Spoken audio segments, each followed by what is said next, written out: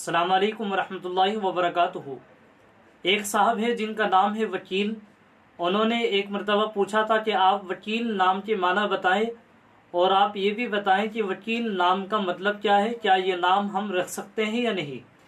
देखिए, वकील नाम के माना आते हैं कारसाज, एक माना आते हैं बिगड़ी बनाने वाला, यानी काम बनाने वाला, काम को सही तरीके से अंजाम देने वाला। ये नाम हम रख सकते हैं, नाम अच्छा है और ये नाम कुरान करीम में भी आया है, हस्बुनल्लाहु व निअमल वकील। वकील नाम कुरान करीम में भी मौजूद है, आप ये नाम रख सकते हैं। हाँ, अलबत्ता एक बात याद रखनी ज़रूरी है, वो बात ये है कि जितने भी नाम अल्लाह रब्बुल इज़्ज़त के हैं, अगर हम उन नामों में से किसी नाम पर अपने बच्चे का नाम रखते हैं तो फिर हमें उस नाम के शुरू में या तो मोहम्मद लगाना पड़ेगा या अब्द या फिर रहमान लगाना पड़ेगा।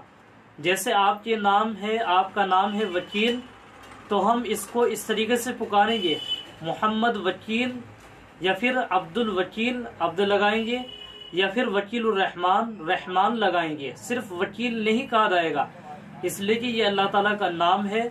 अगर कोई इंसान वकील कह करके पुकारेगा तो वो कबीरा गुनाह में मुब्तला होगा, और कबीरा गुनाह का मतलब होता है बहुत बड़ा गुनाह जो बगैर तौबा के माफ नहीं होता।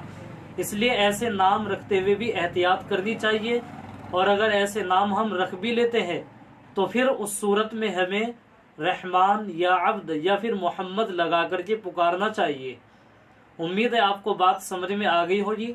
आप भी कमेंट्स में लिख करके कुछ भी पूछ सकते हैं।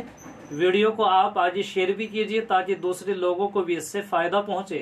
अस्सलाम वालेकुम रहमतुल्लाहि व बरकातुहू।